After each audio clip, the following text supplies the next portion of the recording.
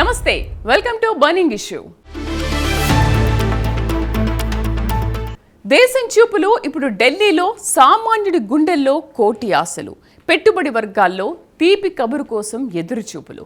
ఒకవైపు అంతర్జాతీయ పరిణామాలు, మరోవైపు విజన్ 2047. ఈ కలలన్నీ పరిష్కార వేదికే పార్లమెంటు బడ్జెట్. ఫిబ్రవరి 1న జరగబోయే ఈ ఫైనాన్షియల్ తీర్పు మధ్యతరగతికి ఊరటనిస్తుందా? రాష్ట్రాల ఆశలు తీరుతాయా? తెలుగు ప్రభుత్వాల ఎదురు చూపులు ఎలా ఉన్నాయి? అసలు దేశ ఆర్థిక ఆరోగ్యం ఎలా ఉంది? అంచనాలు, ఆశలు, ఆచరణలోని సవాళ్లను కళ్లకు కట్టే ఆ విశేషాలేంటో ఇప్పుడు చూద్దాం.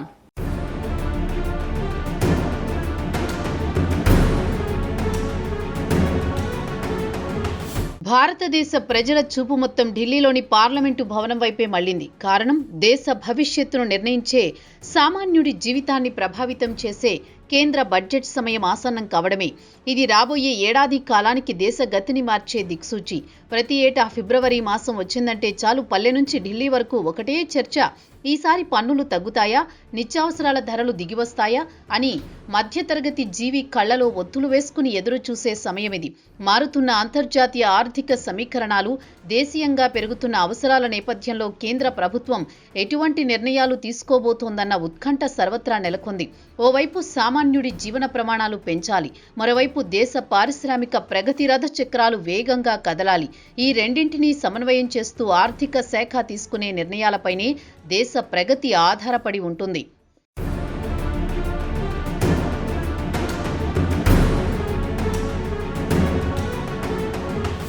పార్లమెంటు వేదికగా ఈ బడ్జెట్ పర్వం జనవరి 28వ తేదీన అత్యంత వైభవంగా ప్రారంభం కానుంది. రాష్ట్రపతి ద్రౌపది ముర్ము ఉభయ సభలను ఉద్దేశించి చేసే ప్రసంగంతో ఈ ఆర్థిక క్రతువుకు శ్రీకారం చుట్టనున్నారు. ప్రభుత్వం గడిచిన ఏడాదిలో సాధించిన విజయాలను, భవిష్యత్తులో చేపట్టబోయే కార్యక్రమాలను రాష్ట్రపతి తన ప్రసంగం ద్వారా దేశ ప్రజలకు వివరిస్తారు. అసలైన ఘట్టం జనవరి 29న ఆవిష్కృతం కానుంది. అదే ఎకనామిక్ సర్వే. బడ్జెట్కు ముందు రోజు ప్రభుత్వం సభలో ప్రవేశపెట్టే ఈ సర్వే దేశ ఆర్థిక ఆరోగ్యానికి ఒక స్కానింగ్ రిపోర్ట్ లాంటిది. గడిచిన ఆర్థిక సంవత్సరంలో దేశం సాధించిన వృద్ధి రేటు ఎంత, ద్రవ్యోల్బణం పరిస్థితి ఏమిటి, ఏ రంగాలు వెనుకబడ్డాయి, ఏ రంగాలు పరుగులు పెట్టాయి అనే విషయాలపై ఈ సర్వే ఓ స్పష్టమైన చిత్రాన్ని ఇస్తుంది. దీని ఆధారంగానే రాబోయే బడ్జెట్లో నిధులు ఏ మోతాదులో ఎవరికి ఇవ్వాలనేది నిర్ణయిస్తారు. ఈ విశ్లేషణ ద్వారా దేశ ఆర్థిక స్థితిగతులపై ప్రజలకు, పెట్టుబడిదారులకు ఒక స్పష్టత వస్తుంది.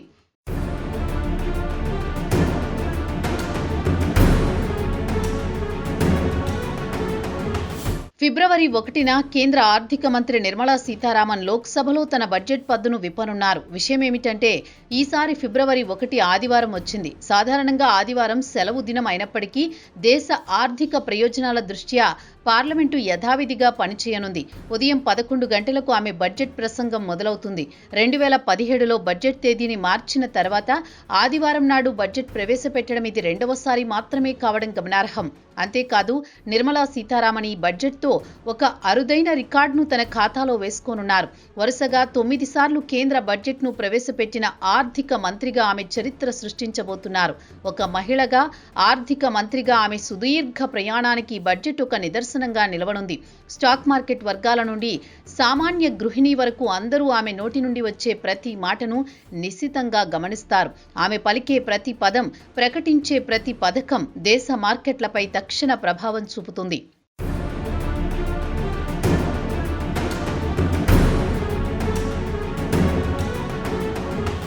కేంద్ర బడ్జెట్ అనగానే తెలుగు రాష్ట్రాల్లో, ముఖ్యంగా ఆంధ్రప్రదేశ్లో అంచనాలు ఆకాశాన్ని తాకుతున్నాయి. విభజన గాయాల నుండి కోలుకుంటూ ఇప్పుడిప్పుడే అభివృద్ధి బాటలో పయనిస్తున్న ఆంధ్రప్రదేశ్కు ఈ బడ్జెట్ ఎంతో కీలకం.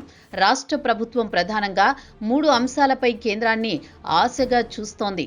మొదటిది రాజధాని అమరావతి. ప్రపంచ స్థాయి నగరంగా అమరావతిని తీర్చిదిద్దేందుకు అవసరమైన భారీ నిధుల కోసం రాష్ట్రం ఎదురు చూస్తోంది. ఇప్పటికే కేంద్రం కొంతమేర సహకారం అందించినప్పటికీ ప్రాజెక్టు పూర్తికి ఇంకా పెద్ద మొత్తంలో ఆర్థిక ఇంధనం అవసరం. రెండవది పోలవరం ప్రాజెక్టు. ఇది ఆంధ్రుల జీవనాడి. ఈ ప్రాజెక్టును త్వరితగతిన పూర్తి చేయడానికి సవరించిన అంచనాల ప్రకారం నిధులు విడుదల చేయాలని రాష్ట్రం కోరుతోంది. ఇక మూడవది విభజన చట్టంలోని హామీలు, వెనుకబడిన జిల్లాల అభివృద్ధికి ప్రత్యేక ప్యాకేజీలు, రైల్వే జోన్ పనుల వేగం, పారిశ్రామిక రాయితీలు వంటి అంశాలపై ఈ బడ్జెట్లో స్పష్టమైన ప్రకటన వస్తుందని ఏపీ ప్రభుత్వం ప్రజల గట్టిగా నమ్ముతున్నారు.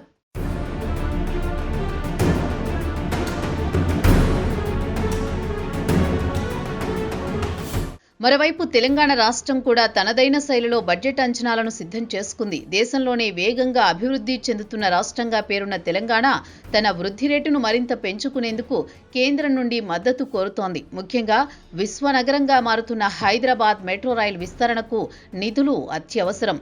పెరుగుతున్న ట్రాఫిక్ కష్టాలను తీర్చడానికి, పబ్లిక్ ట్రాన్స్పోర్ట్ను బలోపేతం చేయడానికి కేంద్రం నిధులు కేటాయిస్తుందని తెలంగాణ ప్రభుత్వం ఆశిస్తోంది. దీనితో పాటు రాష్ట్రంలోని పారిశ్రామిక కారిడార్ అభివృద్ధి, టెక్స్టైల్ పార్కులు, ఫార్మాసిటీ వంటి ప్రతిష్టాత్మక ప్రాజెక్టులను కేంద్రం చేయూతనివ్వాలని కోరుతోంది. రైల్వే కనెక్టివిటీ విషయంలో కూడా తెలంగాణకు గతంలో జరిగిన అన్యాయాన్ని ఈ బడ్జెట్లో సరిచేస్తారని, కొత్త లైన్లు, వందే భారత్ వంటి రైళ్లు మరిన్ని కేటాయిస్తారని ఆశలు ఉన్నాయి. పన్నుల వాటా విషయంలో దక్షిణాది రాష్ట్రాలకు జరుగుతున్న అన్యాయంపై కూడా ఈ బడ్జెట్ ద్వారా ఏదైనా సానుకూల నిర్ణయం వస్తుందేమోనని రెండు తెలుగు రాష్ట్రాలు ఆసక్తిగా గమనిస్తున్నాయి.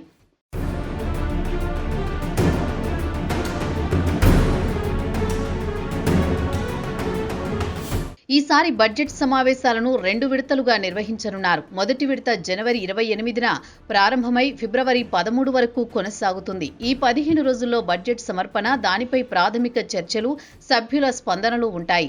ఆ తర్వాత పార్లమెంటుకు కొంత విరామం ఇస్తారు. ఈ విరామం ఎందుకంటే వివిధ మంత్రిత్వ శాఖల పద్దులను పార్లమెంటరీ స్థాయి సంఘాలు కూలంకషంగా పరిశీలించడానికి. తిరిగి మార్చి 9 నుండి 2వ విడత సమావేశాలు ప్రారంభమవుతాయి. ఏప్రిల్ 2 వరకు జరిగే ఈ 2వ విడత అత్యంత కీలకం. ఇందులో ఒక్కో శాఖకు కేటాయించిన నిధులపై లోతైన చర్చ జరిపి ఓటింగ్ నిర్వహిస్తారు. అంతిమంగా ద్రవ్య వినిమయ బిల్లు ఆమోదంతో బడ్జెట్ ప్రక్రియ పూర్తవుతుంది.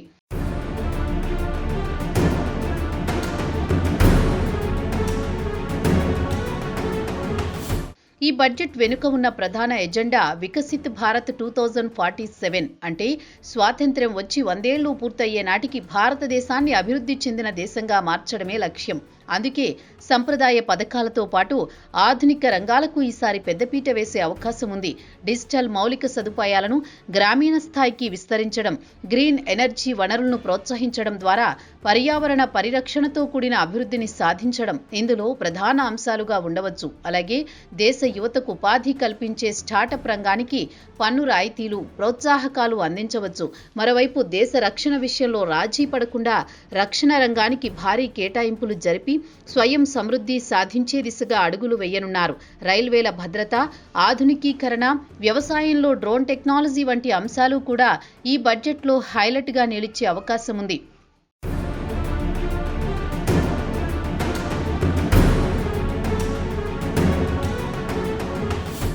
2025-26 ఆర్థిక సంవత్సరానికి సంబంధించి ప్రభుత్వం సుమారు 50.65 లక్షల కోట్ల రూపాయల భారీ బడ్జెట్ను రూపొందించింది.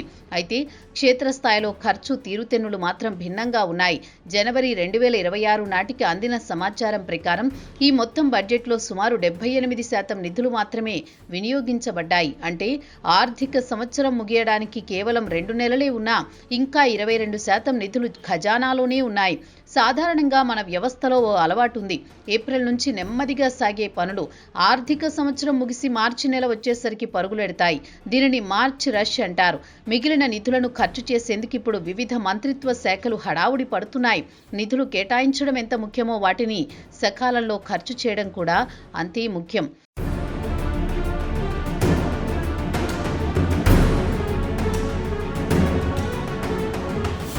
అసలు నిధులు ఎందుకు మిగిలిపోతాయి, ఒకవేళ ఖర్చు చేయకపోతే ఏమవుతుంది అనే సందేహం సామాన్యుడికి రావచ్చు.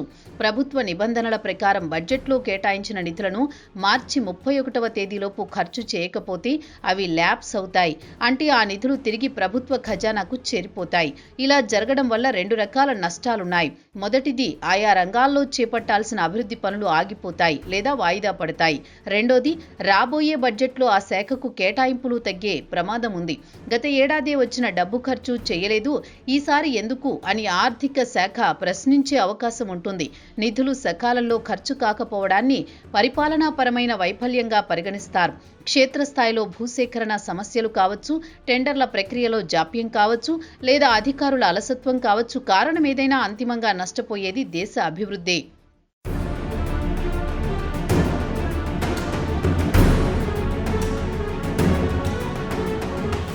నిధుల వినియోగంలో వెనుకబడ్డ రంగాలను నిశ్చితంగా గమనిస్తే అత్యంత కీలకమైన విద్య, ఆరోగ్యం, గ్రామీణ అభివృద్ధి శాఖలు కొంత నెమ్మదిగా ఉన్నట్లు గణాంకాలు చెబుతున్నాయి.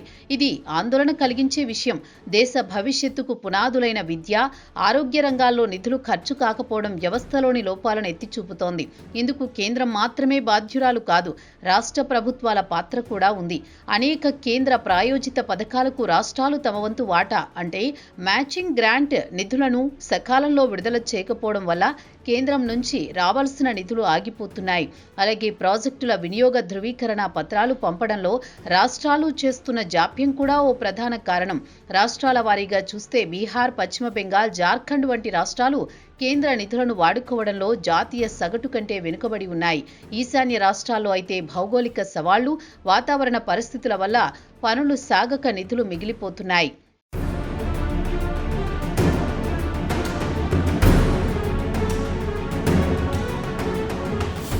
గత బడ్జెట్లో అంటే 2025-26లో ఆంధ్రప్రదేశ్కు కేంద్రం నుంచి గణనీయమైన మద్దతు లభించిందనే చెప్పాలి. ముఖ్యంగా రాజధాని అమరావతి నిర్మాణానికి ఊపిరిపోస్తూ సుమారు 15,000 కోట్ల రూపాయల ఆర్థిక సాయాన్ని అందించేందుకు కేంద్రం ముందుకొచ్చింది.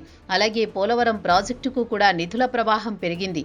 పనులు కూడా ఊపందుకున్నాయి. అమరావతి మౌలిక సదుపాయాలు, సచివాలయ నిర్మాణాలు, రోడ్ల అభివృద్ధి పనులకు నిధులు బాగానే వెచ్చించారు. కానీ గ్రామీణ స్థాయిలో అమలు చేయాల్సిన కొన్ని సంక్షేమ పథకాల విషయంలో ఆర్థిక ఇబ్బందుల వల్ల కేంద్ర పథకాలకు జమ చేయాల్సిన మ్యాచింగ్ గ్రాంట్లు ఆలస్యం కావడం ఇక్కడ ప్రధాన సమస్యగా మారింది. అయినప్పటికీ మౌలిక వసతుల కల్పనలో ఏపీ ప్రభుత్వం కేంద్ర నిధులను సమర్థవంతంగానే వాడుకుంటోందని గణాంకాలు చెబుతున్నాయి.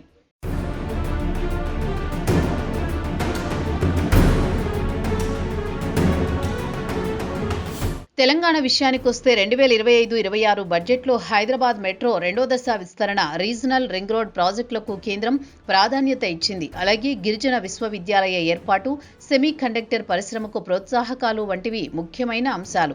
నిధుల వినియోగంలో తెలంగాణ మిశ్రమ ఫలితాలు చూపిస్తోంది.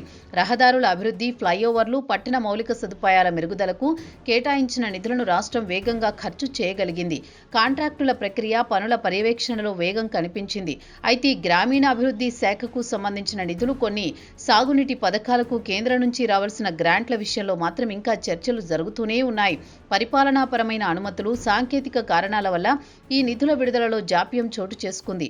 దీనివల్ల కొన్ని పనులు అనుకున్న సమయానికి పూర్తి కాలేదు.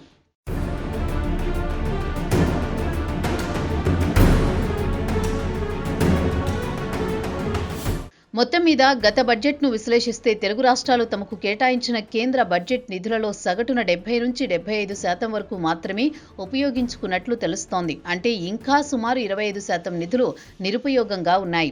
మార్చి 31 గడువులోగా ఈ నిధులను ఖర్చు చేయకపోతే అవి సాంకేతికంగా ల్యాప్స్ అయిపోతాయి.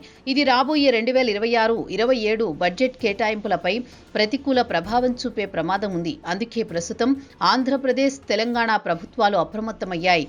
పెండింగ్లో ఉన్న బిల్లులను క్లియర్ చేయడం, పనులను వేగవంతం చేయడంపై పూర్తి దృష్టి సారించాయి. బడ్జెట్ అంటే కేవలం నిధుల కేటాయింపు మాత్రమే కాదు, ఆ నిధులను సక్రమంగా, సకాలంలో ప్రజల కోసం ఖర్చు చేయడమే నిజమైన ఆర్థిక నిర్వహణ. మరి రాబోయే బడ్జెట్లో కేంద్రం ఎలాంటి వరాలు కురిపిస్తుంది, రాష్ట్రాలు ఆ నిధులను ఎంత సమర్థంగా వినియోగించుకుంటాయి అనేది కాలమే నిర్ణయించాలి.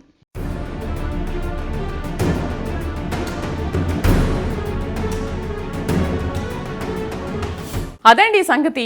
బడ్జెట్ అంటే కేవలం ఫిబ్రవరి 1న పార్లమెంట్లో వినిపించే అంకెల గారడీ కాదు.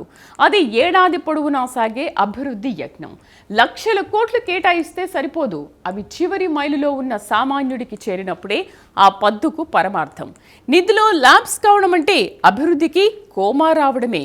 పాలకులు మారొచ్చు, పద్దులు మారొచ్చు, కానీ పేదవాడి బతుకు చిత్రం మారాలంటే మాత్రం అంకెలు కాగితాల నుంచి బయటకు రావాలి. పనులు క్షేత్రస్థాయిలో పరుగులు పెట్టాలి. నిధుల విడుదల కాదు, నిధుల వినియోగమే నిజమైన ప్రగతి. మరి ఈ బడ్జెట్ ఆ దిశగా అడుగులు వేస్తుందా? ప్రస్తుతానికి మాత్రం దేశం చూపు పార్లమెంటు వైపే ఉంది.